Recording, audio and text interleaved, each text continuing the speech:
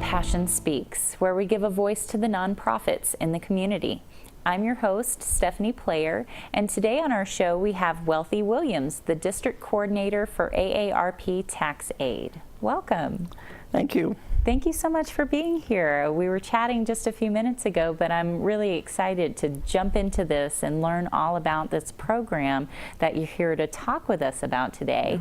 So I'll just let you take the reins. What is this program about? Thank you for having me. The program is about free tax service for our seniors and our low-income families. And I'm looking for volunteers today. The program is sponsored or put together and funded by the ARP Foundation and the IRS, and they coordinate together, and they provide our computers, our training materials, other equipment, you know, like our printers and other training materials and our booklets and all this stuff to help us do tax returns for these people. Wow, that's a huge effort to take part in with some big organizations that help to put this together, but here on a local level with local people.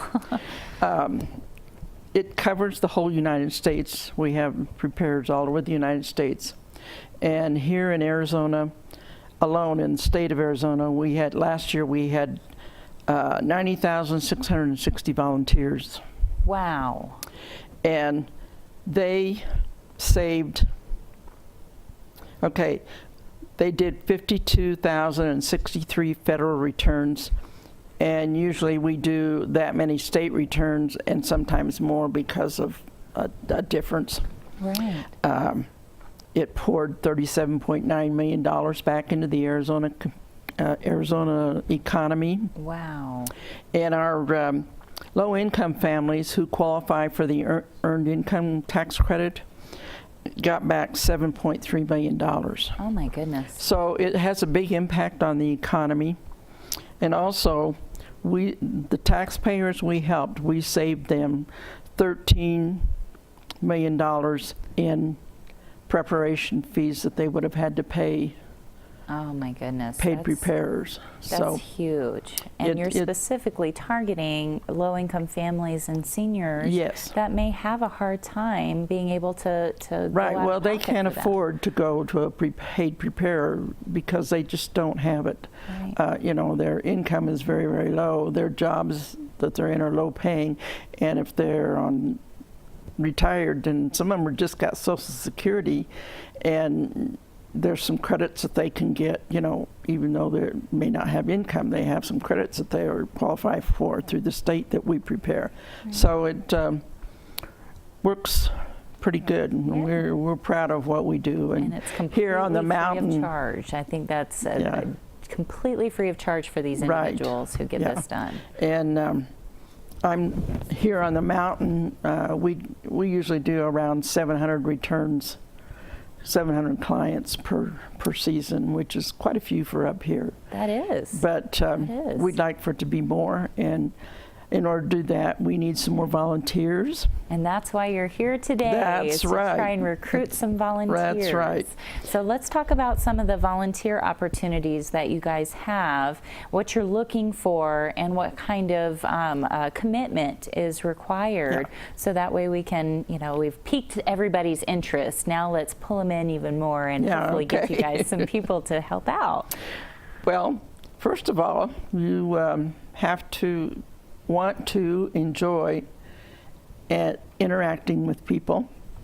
All these people that we serve are 99 and 100% of them are very pleased and happy when they go out the door, and always glad to see us when we come back the next year that we're still here.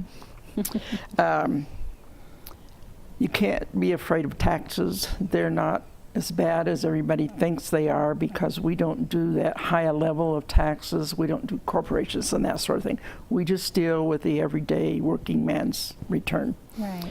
And we could use people who have, to do taxes, you need some computer experience. We also need somebody that can be tech support for the computers. We could use people who will store equipment for us throughout the year.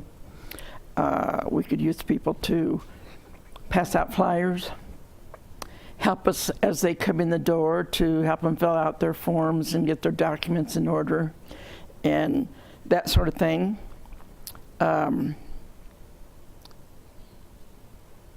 And then you have some training too, specifically Yeah. for those who would be helping to prepare the taxes. Yeah, we do. And we have training. And the commitment on this is January through mid-April. In January, for 3 weeks, 2 days a week, we train you to do the taxes. And if you work in the front, then you have a day's training there, and the training prepares you for a certification test, which you have to pass in order to qualify to do it. And we train you the rules of conduct, the needed tax law, how to use the software. You do practice problems, and we teach you how and explain to you how they work and how the computer system works. Ah. And it's pretty extensive. Yeah, that sounds very thorough. Yeah, we put a lot of work into training everybody, and so you are prepared to do it when you get done. We need people in Springerville, Overgard, Heber Overgard, and here in Show Low, Okay. because we have the 3 sites. So that's the commitment on it. Okay. And so February to April, after the training session is complete at the end of January, February to April is, of course, tax season. That's tax season, and that's when we do what we've trained you to do. Right. And is that how many days out of the week, how many hours out of each week would the commitment be for that ongoing? In Springerville, Eager, and Heber Overgard, it's only 1 day a week. Okay. And here in Show Low, we run 1 and sometimes 1.5 days a week, Okay. depending on how many volunteers we have. Okay. But it works better if we do 1.5 day, because there's a lot of people that come in. Yeah. We do take appointments for them, and that has helped us with the walk-in, so that we don't have so many walk-ins. But we also do work-in walk-ins every day along with the appointments. So we're pretty busy, and it's a real full day, even though we only start at 9 o'clock.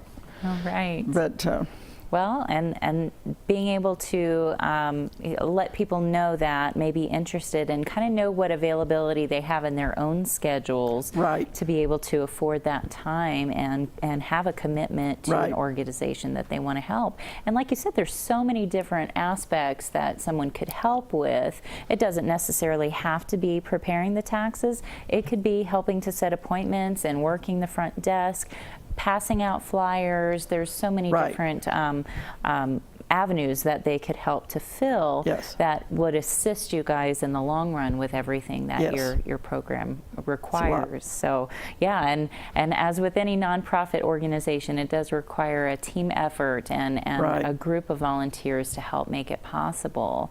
So yeah, I know that you'll be coming back to give us more information come tax season, so that Yes. way those who may be eligible for this service can take advantage of it. Right.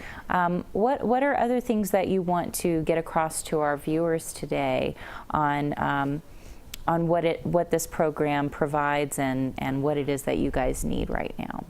Well, like I said, it requires a commitment for that time, because we put in all the effort to train you and everything. We kind of expect you to return us about 40 hours throughout the season, which is only, it's not that much. It's about 6 hours a day. If you only work 6 hours a day, that's, because we work 13 weeks. Right. So, and as for the training, it's very hands-on, and it's, like I said before, we help you when you get into the training and when you get into the tax preparation, doing the taxes and everything, we're there to help you. And all you have to do is say, I need help over here, and we'll come and see, what you need help with and help you with it. And if you're not not confident enough to complete that, then we can route it and work up to where we can give you a different return to do that's maybe a little bit simpler. And some of us have been around for 10 or more years, so we kind of know what the score is, and we don't leave you hanging out there right. It's stranded. Not sink or swim. No, it isn't. We're all there to help each other, and to help these people. And like I said, these people are very thankful for us, and they're always glad to see us when we're back every year. And some of them know us better than we know them because we see a lot more of them. Oh, of course. But they all know, they all know who I am. They all know who all the preparers are, and they know when it's a new one, and they're very patient with new ones. So it's really not that bad. So don't be afraid of it just because it says taxes. Well, and it seems like it would be something that's very rewarding too. Oh, it to is. know that you've helped someone who is maybe not able to make ends meet in their That's own right. homes. Well, there's some people out there that they can't afford their propane for a month or 2 months or for the winter, and we managed to bring out a little bit of extra money that they weren't planning on to take care of that, or they're short on food, and some of them are too proud to go to the food banks. And it's just, one of those things, and they really appreciate it, and we enjoy doing it. We enjoy it enough that we've been back for a long time. Well, and that's important, Yeah. knowing that it's a needed service and that people can really know that they are making a difference in other people's lives in one way, shape, or another. You're Right. helping someone who is, again, at a point of having struggles in their own lives, and being able to provide that service, I think, is reward in and of itself. Yeah. Okay, well, we're going to have your contact information at the end of this segment, so that way we can hopefully get some volunteers in touch with you, make those connections, and Yes. I hope that it's a successful program. Anything you want to get in here at the list?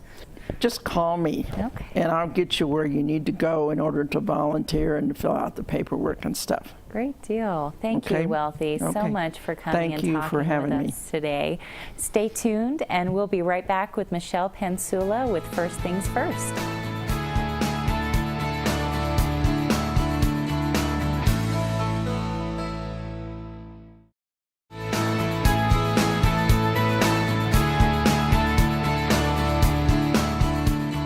Welcome back to Compassion Speaks. Joining us now is Michelle Pensula, the Community Outreach Coordinator for the First Things First Navajo Apache region. Welcome. Thank you. Thank It's good you to so be much. here, Stephanie. I'm so glad that you're here. I'm so excited to hear about what it is that you're here to talk about with First Things First. So I guess let's jump right into it. What is First Things First all about? Well, First Things First was created by Arizonans to make sure that children under 5 years old, 5 and under, have the tools they need to be successful when they reach kindergarten. And most people don't know that 90% of a child's brain is developed before they reach kindergarten. So it's crucial that we provide parents those tools so that they can feel confident in their role as their child's first teacher. And that is a very huge role to fill. I know that there's a lot, and I'm a mom of 3 kids myself, Nice. and during that time period, yes, they're learning so much, they're exploring, they're identifying with the world around them and their environments, and there's so much that can happen in that time period that can set them up for success later on in life. So is that kind of the direction to that you're looking at, is bringing about this awareness of how important those first years are first things first. Exactly. To really bring about the importance of that time frame. So why right now? Why is it important to get this message out right now, this time of year? Well, at this time of year, we're being bombarded with ads heralding the latest and greatest toys, and a lot of them are very flashy and technological. I can relate to that completely. Yes. I'm sure every mom or parent can. And they have that price tag to match. Yes. And what I want everyone to know is that the toys that are really best for children developmentally and for their learning are the toys that are going to be budget friendly. And they're going to enhance that opportunity to develop their brain. And that's what, as parents, that's what we want for our kids. You know, we want them to have what they need, not necessarily what they want, but what they need to, again, have that ability to grow and be ready for school, be ready for the world as they grow even older. And setting them up on that path it's so challenging with all of the different things that come up in the media now and in retail stores, and Mom, I want that over there because that little boy or that little girl has it. You know, there's a lot of demand for different toys and things, but we also want to give something educational to our kids too, to make it impactful for them and not just a brainless activity, but something that they're actually going to learn from and grow with, hopefully. Yeah, and that makes it tempting for the parents too, because these toys advertise their educational advancements and those sorts of things. Right.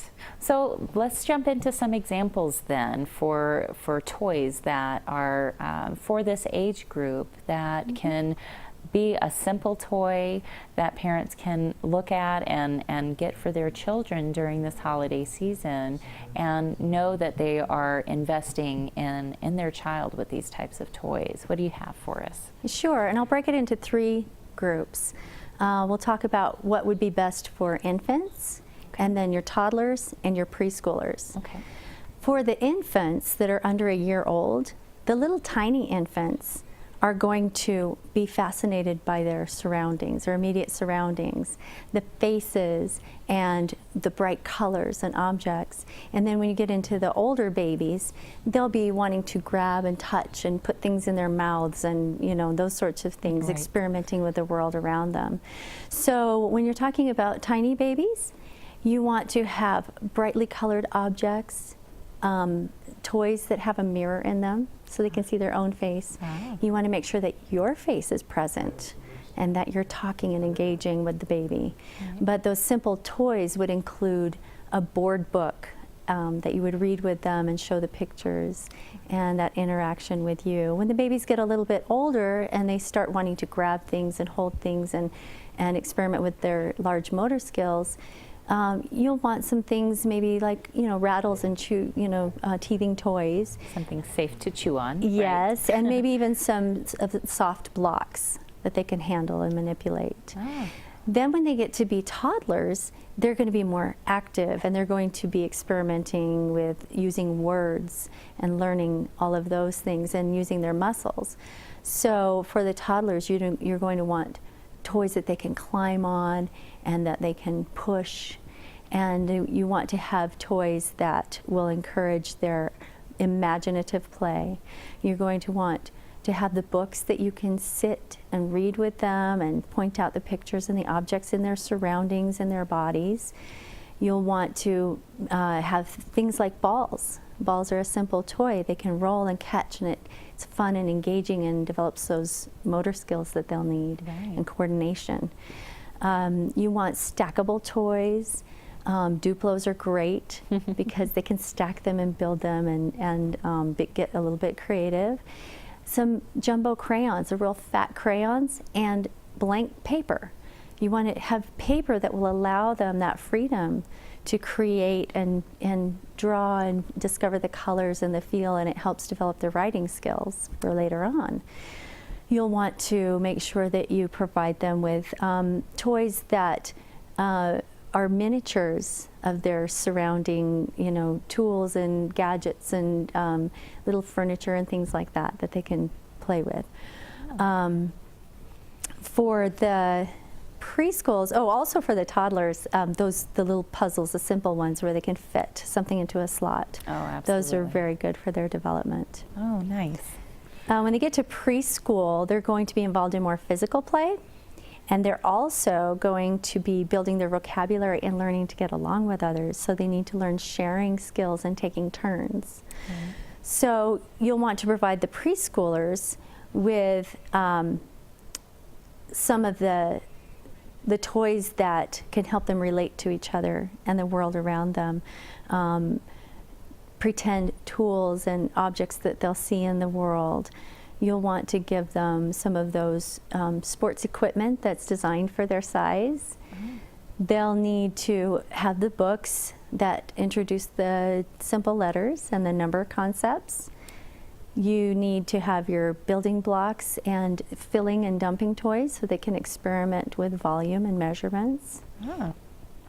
Dress up, all those fun play, imaginative toys, and art supplies they can manipulate like Play-Doh, safety scissors and glue so that they can put things together and begin to do all of those things. You want to maybe introduce them to some simple board games so they can learn those taking turns skills and the rules and things like that. Right.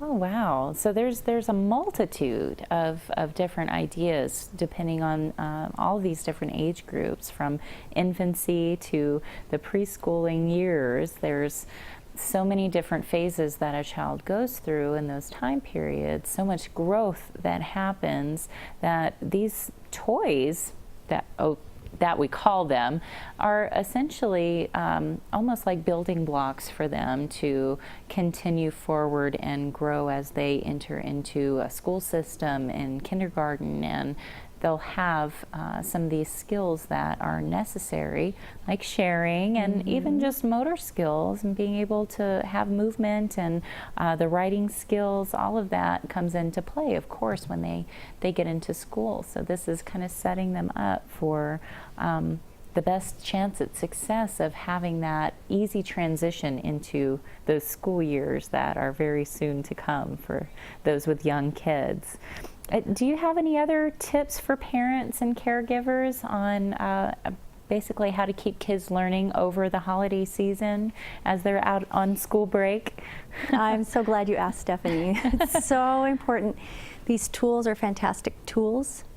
I said tools and I meant toys are fantastic tools to aid us in their growth and learning. But the thing that's going to bring the most growth and learning, especially their social and emotional growth, is that time they spend with you. Absolutely. So you need to remember at the holidays that all of these wonderful traditions we have provide opportunities for learning. So if you involve your children in the holiday decorating, they're going to learn about colors and they're going to learn about shapes. And when you involve them in the holiday baking, they're going to learn about numbers and textures. And then if you allow them to wrap that gift for Dad, then they're going to have the learning how to measure and wrap and do all those things, plus that joy they have in seeing it unwrapped. Oh, yes, and knowing that they were the ones that put it together. There's such a sense of pride of kids being a part of those different activities, and they want to help, they want to be involved, they want to put their fingers on it and be able to help their mom or their dad or their caregiver with that to make it that much more special for them, I think. Yeah. Instead of standing aside and just watching. And by making the effort to include young kids in all of our holiday activities, we're doing more than keeping them engaged and active and involved. We're helping them build the skills that will make them successful in school and in life, and that's the best gift of all. Absolutely. Well, great, Michelle. Do you have anything else as we're wrapping up here that you want to include for the viewers? I just want to make sure that everybody understands that it's important for parents to know that they are their child's first and best teacher, and to make sure that they engage in activities with their kids and to keep them happy and strong and healthy and ready to succeed.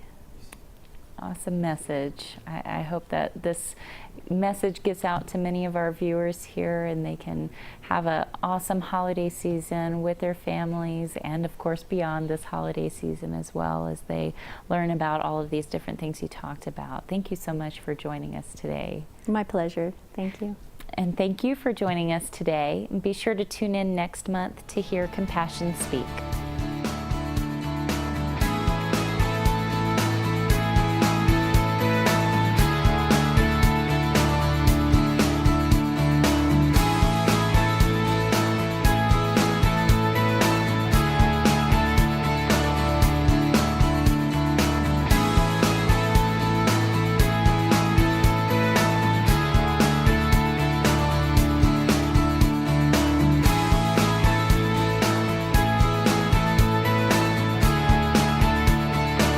The White Mountain Safe House is a private, nonprofit program dedicated to providing shelter, care, and advocacy for victims of domestic violence. If you or anyone you know is in need of services, please contact our 24-hour hotline at 928-367-6017. If you would like to support our organization in any way, please visit our website for more information at wmsafehouse.org.